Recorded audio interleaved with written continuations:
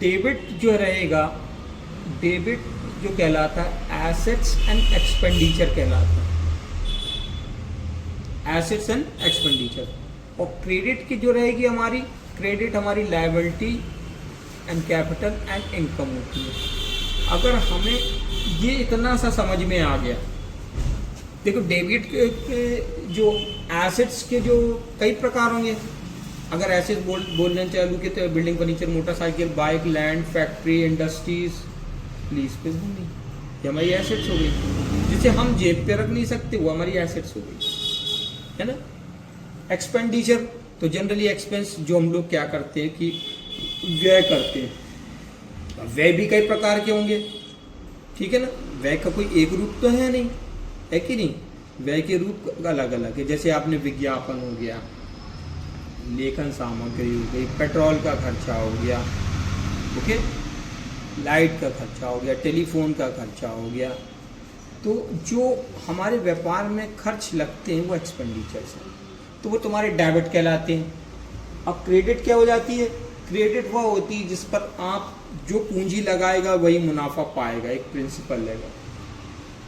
आपने एक व्यापार चालू किया तो भाई जो जिसने व्यापार पे पैसा लगाया है वही मुनाफा पाएगा।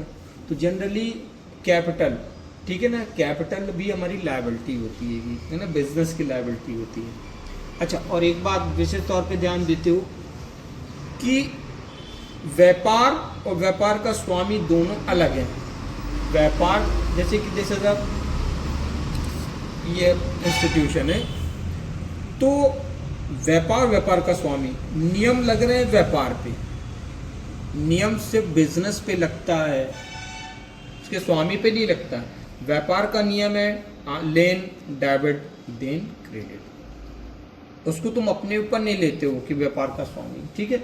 अब अपन क्या कर रहे हैं कि इसके गोल्डन रूल्स पे आ रहे हैं। देखिए ये व्यक्तिगत लिखा ना, तो पर्सनल अकाउंट नाम से संबंधित होगा। किससे संबंधित होगा? नाम से। जैसे कि अभी अपन बात कर रहे हैं ये Saraswati school, saint Matthew's, saint Gabriel, saint Joseph, Indira Vikas Patra, Rajiv Gandhi college. तो जनरली कहने का मतलब जब भी नाम आता है तो नेम जो है इंडिकेट करता है, एग्जीक्यूटिव हो जाता है, उसका प्रतिनिधित्व कर रहा है पर्सनल का, ठीक है। रियल अकाउंट्स वो कहलाते हैं जिसमें वस्तु और संपत्ति हो, वस्तु और संपत्ति। बात समझ में आई? वस्तु या संपत्ति। दूसरा अपने पास आता है नॉमिनल अकाउंट। नॉमिनल अकाउंट जो रहेगा उसमें लाभ, आय, व्यय, हानि होती है। अब अपन यहाँ पर इसके प्रकृति में आते हैं। पाने वाले को डेबिट, देने वाले को क्रेडिट। वस्तु संपत्ति का आना डेबिट, वस्तु संपत्ति का जाना क्रेडिट। व्यय हानि डेबिट, ये लाभ और आय क्रेडिट।